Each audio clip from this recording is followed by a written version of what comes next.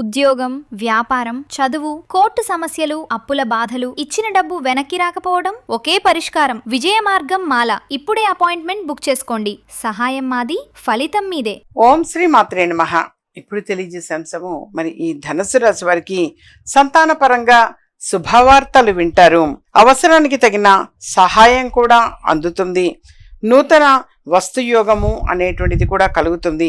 ఆటంకాలు పెరగకుండా ముందు చూపుతోటే వ్యవహరించడం మంచిది. అపార్థాలకు తావివ్వకపోవడం మంచిది. ఆర్థిక జాగ్రత్తలు పాటించాలి.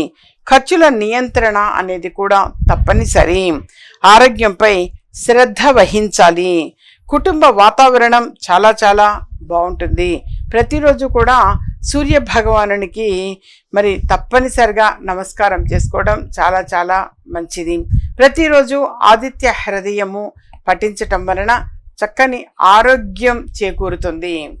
అలాగే చదువు, పరీక్షలు, పోటీ అంశాల్లో అనుకూలత అనేది కూడా ఉంటుంది. ఉద్యోగంలో బాధ్యతలు కూడా పెరుగుతాయి.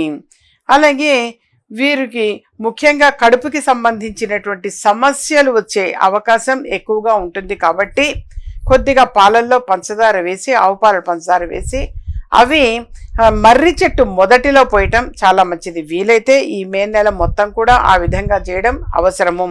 పోసి ఆ తర్వాత ఆ మర్రి చెట్టు అది తడిసి ఉంటుంది. ఆ తడిసిన మట్టిని తీసుకొని కొంచెం మీరు ఆ ఉదరం పైన అలా పెట్టడం వలన కడుపుకి సంబంధించినటువంటి అంటే గ్యాస్ ప్రాబ్లం కావచ్చు, మరి ఏదైనా ఉదరానికి సంబంధించినటువంటి సమస్యలు, బాధలన్నీ కూడా తొలగిపోయే అవకాశం ఉంటుంది. కాబట్టి అశ్రద్ధ అనేది చేయకుండా ఈ చెప్పినటువంటి చిన్న పరిహారాన్ని ఆటించటం వలన మీకు ఆరోగ్యపరంగా, ఆర్థిక పరంగా కూడా చాలా చాలా బాగుంటుంది.